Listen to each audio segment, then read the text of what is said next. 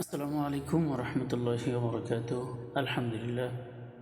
সম্মানিত দিনী ভাই এবং বোন, যে যেখান থেকে আমাদের ভিডিওগুলো দেখছেন, আলহামদুলিল্লাহ, আশা করি আল্লাহ পাকের অশেষ মেহরবানিতে সকলেই ভালো আছেন, সুস্থ আছেন। আল্লাহ তাআলা সর্ব অবস্থায় সকলকে ভালো রাখুক, সুস্থ রাখুক, সেই দোয়া কামনা করছি। তো আমরা আজকে আপনাদের মাঝে যে পড়া তুলে ধরছি সেটা হচ্ছে সূরাতুল ইয়াসিনের 19 নম্বর আয়াত থেকে 19, 20, 21 এই তিনটা আয়াত আজকে আপনাদের মাঝে তুলে ধরার চেষ্টা করবো ইনশাল্লাহ। আর আজকের পড়ার ভিতরে থাকছে, চেষ্টা করব পুরা সূরাই এভাবে দেওয়ার জন্য, যাতে করে সহি শুদ্ধ করে সবাই পড়তে পারেন। আমি সেই চেষ্টায় ইনশাল্লাহ কাজ করে যাচ্ছি। আর যদি এমন কেউ থেকে থাকেন যে সরাসরি যোগাযোগ করে পড়ার জন্য ইচ্ছা, এরকম যদি কেউ পোষণ করে থাকেন, তাহলে কমেন্টের মাধ্যমে ইনশাল্লাহ জানাবেন, যোগাযোগ করার জন্য চেষ্টা করবেন। আউযু বিল্লাহি মিনাশ শাইতানির রাজীম। বিসমিল্লাহির রহমানির রহিম। ক্বালু, কফের উপরে জবর, জবরের বাম পাশে খালি আলিফ মদের হরফ, লামের উপরে পেশ, পেশের বাম পাশে জজমল ওয়াও মদের হরফ, এক আলিফ লম্বা, দুটোটাই এক আলিফ লম্বা হবে। ক্বালু, ত এর সাথে আলিফ, আলিফটা হচ্ছে মদের হরফ, মদের হরফের উপরে মোটা চিহ্ন, বামে হামজা, 4 আলিফ লম্বা করে পড়তে হবে। ত ইরুকুম, ইরুকুম এগুলো হচ্ছে হরকত, হামজাজির ই র পেশ, এগুলো হরকত, হরকতের উচ্চারণ তাড়াতাড়ি। ত ইরুকুম মাআকুম, মিম সাকিনের পরে মিম, এটা হচ্ছে ইদগাম। মিম সাকিনের পরে মিম, এটা হচ্ছে মিম সাকিন।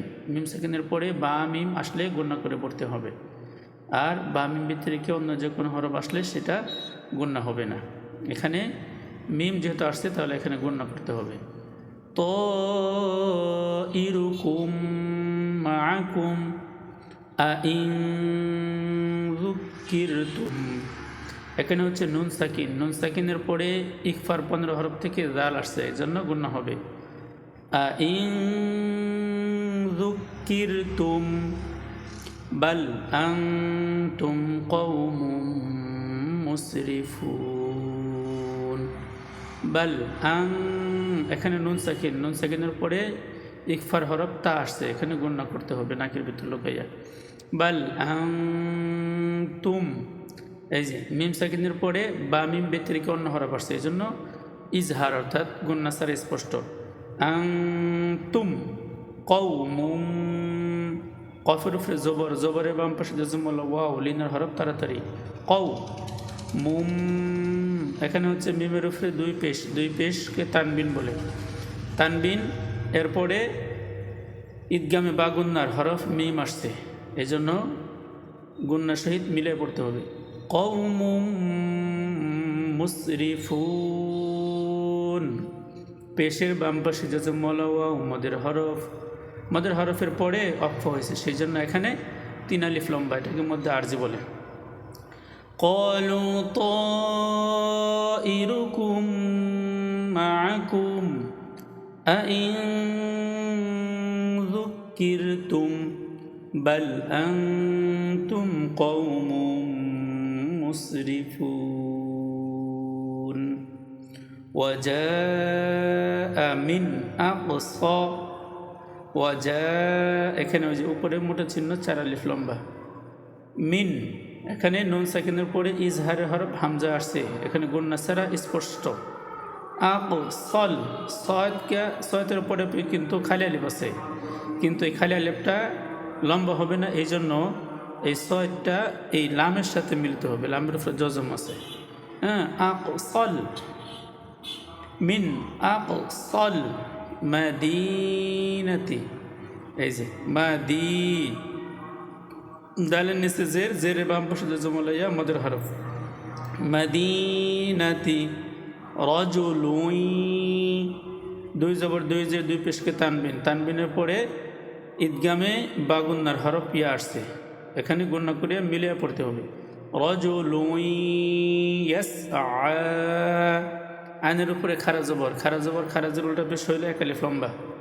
وجاء من أقصى المدينة رجل يسعى قال قبر زبر زبر بام পাশে খেলে আলিফ এক আলিফ লম্বা ইয়া কওমি ইয়ার উপরে খারা জবর খারাজের উল্টা পেশ এক আলিফ লম্বা কফের উপরে জবর জবরের বাম পাশে জজম ওয়ালা ওয়াও তাড়াতাড়ি কও মিদ এই মিমকে তার সাথে মিলিত হবে কারণ তাসদীদুল হরফ দুইবার পড়া যায় প্রথমবার তাহার ডান দিকের হরকত অর্থাৎ এই যে মিমের নিচে যেই হরকত জের এটা হরকত হ্যাঁ এই হরকতটা প্রথমে তার সাথে মিলিত হবে মিদ পরে আবার তাবিউল আইন উপরে পেশের বাম পাশে কিন্তু ওয়াও আছে কিন্তু এটা জজমওয়ালা ওয়াও না জজমওয়ালা যদিও থাকতো হ্যাঁ জজমওয়ালাও হইতো না কারণ এখানে ওই যে লামের উপরে আপনার জজম আছে এই আইনের পেশটা লামের সাথে মিলিত হবে তাবিউল আইন লাম পেশ উল তা দেখেন এখানে ওয়াও বাতিল এই আলিফ এই তিনটা হরফ উচ্চারণে আসবে না লেখায় আসছে কিন্তু উচ্চারণে আসবে না قال يا قوم اتبعوا মুরসালিন লামের নিচে জেরের বাম পাশে জজম ওয়ালা ইয়া মদের হরফের পরে ওয়াকফ হয়েছে এই জন্য 3 আলিফ মধ্যে আরজি وجاء من أقصى المدينة رجل يسعى قال يا قوم اتبعوا المرسلين ইত্তাবিউ কিছু কিছু আয়াতের শুরুতে আলিফ থাকে আলিফের উপরে জবরজির বেশ কিছু থাকে না এটা হচ্ছে কিছু কিছু জায়গায় আলিফ হবে আলিফ দিয়ে পড়তে হবে আলিফের উপরে জবর দিয়ে পড়তে হবে কিছু কিছু জায়গায় জের দিয়ে পড়তে হবে কিছু কিছু জায়গায় পেশ দিয়ে পড়তে হবে এটা হচ্ছে অবস্থা বুঝে ব্যবস্থা যেটাকে বলে আর কি স্থান বুঝে তো এখানে হবে ইত্তাবিউ হামজার নিচে জের দিয়ে পড়তে হবে ইত্তাবিউ আইনের উপরে পেশের বাম পাশে জজম ওয়ালা ওয়াও মদের হরফ এক আলিফ লম্বা ইত্তাবিউ মাল্লা এখানে দেখেন মিমের উপরে জবরের পরে কিন্তু নুন সাকিন নুন আছে তার সাথে সাথে আবার লামের উপরে তাসদিদ আছে এরকম জজম আর তাসদিদ যখন একসাথে হবে তখন জজমকে ব্যতি রেখে এই হরকতটা তাসদিদের সাথে মিলিত হবে মাল্লা আর এখানে কায়দা হচ্ছে নুন সাকিনের পরে ঈদগামে বেলাগুন্নার হরফ আসছে বেলাগুন্নার হরফ হচ্ছে 2টি রলাম মাল্লা এখানে কিন্তু গুন্না হবে না নুন সাকিনের পরে বেলাগুন্নার হরফ আসছে এই জন্য গুন্না ছাড়া মিলে পড়তে হবে মাল্লা আবার লামের উপরে জবরের বাম পাশে খালি আলিফ এক আলিফ লম্বা ইত্তাবিউ মাল্লা ইয়াসআলুকুম এখানে মিম সাকিনের পরে বা মিম ব্যতিরিক্ত অন্য হরফ আসছে এই জন্য গুন্না ছাড়া স্পষ্ট ইয়াসআলুকুম